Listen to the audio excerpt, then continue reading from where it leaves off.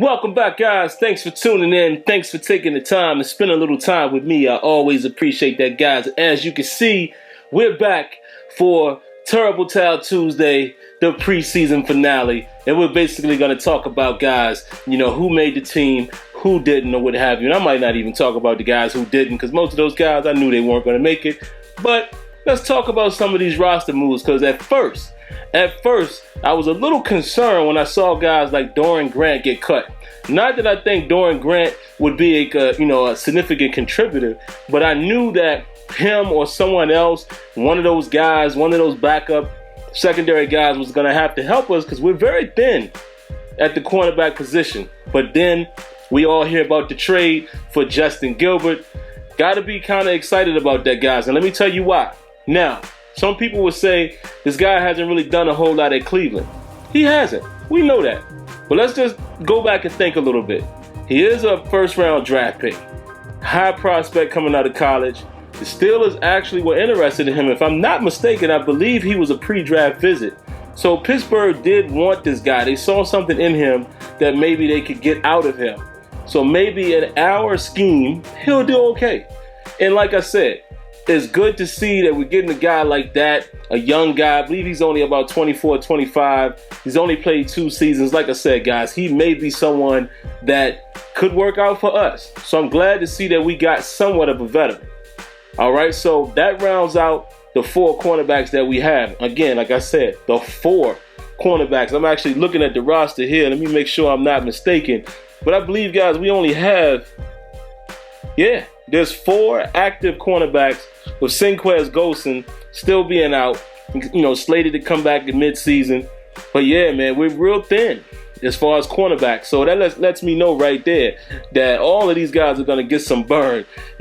Artie Burns, another guy who's definitely going to get some burn. Now, speaking of Artie Burns, I wanted to talk about his game at Carolina, the preseason game. He looked pretty good. He looked pretty decent. Looked like a rookie for the most part. I'm sure he didn't do everything well, but he made some great plays. I saw him make a couple tackles, but then also down in the red zone, he almost got that interception, on a 3rd down, which was great to see. I was good to see guys like that being active around the ball. Artie was doing his thing. So for that being his first preseason game against some other competition, I like what I saw. It looks like he does have upside. We'll see. But like I said, he's going to be somebody who's going to have to play. You're looking at Ross Cockrell, William Gay. Those are the only starting cornerbacks that have some experience. Right after that is Artie Burns, and then here comes Justin Gilbert. It's going to be very interesting again, guys, to see what's going to happen with our secondary. It's going to be very interesting, guys. We're going to see what's going to happen come Monday night against the Washington Redskins. All right, now looking at some other guys, man. Tyler Medikevich. I'm glad that Medikevich was able to make it. Definitely happy about that, man. I think he's a guy that's going to be solid for us, solid backup, special teams contributor. This guy, his college career, he set all kinds of records and tackles, played, really well, in my opinion, based on his position and rep time. A lot of these guys didn't get a huge amount of reps, in the preseason, because you know how that goes. Anthony Chickalo is another guy. I'm glad that he did make the team. He actually, made the actual 53. Let me see if there's any other surprises. Javon Hargrave, I knew he was going to make the team, but I wanted to talk about him, guys, because they said that he may be starting. And I saw that they said that this would be the first time a defensive lineman would start as a rookie within the last 22 years for the Pittsburgh Steelers. So he's showing up. He's being very impressive. Glad to see that, man, because if you guys watch the Steelers like I do, you saw how happy John Mitchell was to get this guy where we got him. So it just makes me, very happy to see this guy being productive and him getting a chance. Can't wait to see what he can do. L.J. Fort, here's another guy who made the 53. Now, guys, you have to keep in mind, a lot of these guys, man, is very, very interesting, where they're able to land and make it on the team. A guy like Steven Johnson, the linebacker that we acquired from Denver, I believe, used to play at Tennessee. Because I'm hearing now, Bud Dupree is on IR. That's not good. He didn't play none of the preseason. He had a very productive year last year as a rookie, but he's going to start off on IR. Not happy about that. Because, again, look at the depth at linebacker as far as outside linebacker. You got Old Faithful James Harrison. Then you got guys like Anthony Chickolo, who's listed as an outside linebacker. Arthur Moats, who I think is probably going to start in place of Bud Dupree, which, I like Arthur Moats. I like his energy. I like his motivation, his motor. I love that guy. So I'm not too upset about that, but you just got to look at it like that, man. You look at the linebackers, Anthony Chickolo, L.J. Fort, James Harrison, Steven Johnson, Jarvis Jones, which is someone we're going to keep an eye on this year, Tyler Medikevich, Arthur Moats, Ryan Shazier, Lawrence Timmons, and Vince Williams. All guys that I like, especially Vince Williams. I love him coming off of the bench.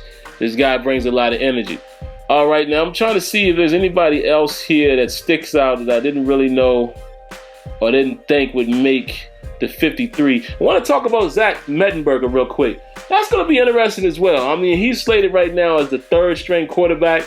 It's interesting, it's just very interesting to see how that's going to play out, because if Ben gets hurt for any reason, has to miss any game, who's going to be the guy that's going to come in? Is it going to be Mettenberger, or is it going to be Landry Jones? Is it going to be Landry or Mettenberger?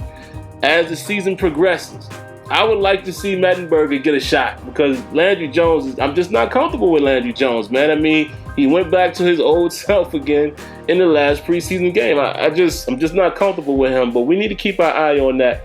Now, the running back position guys who I expected to make it, Darrell Richardson, Fitzgerald Toussaint, of course, backing up D'Angelo Williams. Now, when Le'Veon Bell comes back, one of those guys are probably going to get cut. And it's going to be interesting to see if it's going to be Fitzgerald or Richardson. I don't know. Really don't know. Outside of that, guys, like I said, I don't see any other surprises. Shamarko Thomas made the 53. Some of these guys made the 53 by default. Eli Rogers, I knew he was going to make it. But again, thinking about the practice squad, I was a little shocked to see Kobe Hamilton and DeMarcus Ayers get cut, but I know the rules. I know you have to cut down to 53, and then by 1 p.m. Eastern, I believe, the next day, the following Sunday, you can sign your practice squad guys. So let's go ahead and take a look at that. Practice squad guys, we got Rashawn Allen, who was a tight end, DeMarcus Ayers, Brandon Brown Dukes, another running back that was in camp, Travis Feeney, he got cut at first, Matt Feeler, I believe he's an offensive tackle, Kobe Hamilton, Kashad Lyons, Johnny Maxey, Al Hodge, Shabazz, and Cameron Stingley. So pretty much, most of the guys that were in camp made the squad to some capacity or another. They either made it on practice squad or they made it on the 53. So like I said, there was really not any shockers to me. Really not any shockers as far as who made the team and who now will actually be on the practice squad. You got Le'Veon Bell, who will be coming back in week 4. And let's see who else here. And Ladarius Green, man, again, what's going to happen? He's on the physically unable to perform list. He's on the PUP list. I just don't know what's going to happen right there. I don't know, man. I guess as I wrap up this video, man, you look at some of the guys that are on reserve injured, Hawkins, which is another offensive tackle, and you got to talk about Bud Dupree. It's his growing from what I'm hearing. He had surgery and things are just not progressing the way they wanted it to, so it's a little scary. It's a little scary, man, because a lot of key players, seem to be going down or they're not going to be able to contribute as soon as we want them to. So as I look at this lineup, man, again, my biggest concern would be the secondary. Pittsburgh Steelers secondary is my biggest concern. We got the Washington Redskins coming up. We got Deshaun Jackson, Pierre Garçon, Jordan Reed at the tight end. It's not going to be as dominant of a game that some people would think. A lot of people are saying, we're going to beat them up. You never know. You never know. I think offensively we're going to be okay. We'll see how everything progresses there. But I'm still very concerned about that defense as a whole. We'll see.